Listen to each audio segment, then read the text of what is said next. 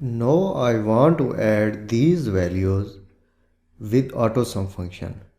AutoSum function speed your work, but you cannot get result in specific cell.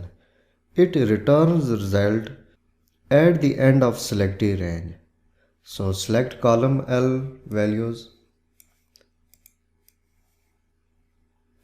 In Home tab, Editing Group, click the down arrow button.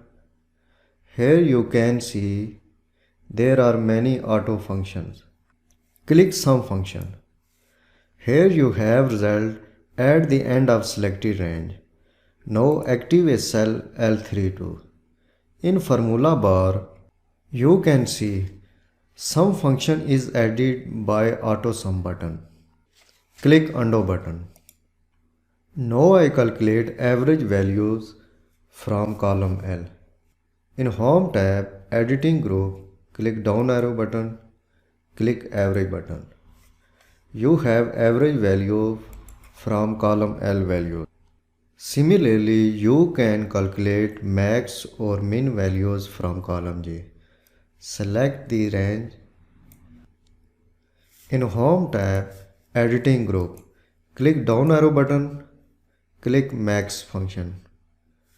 You have maximum value from column J.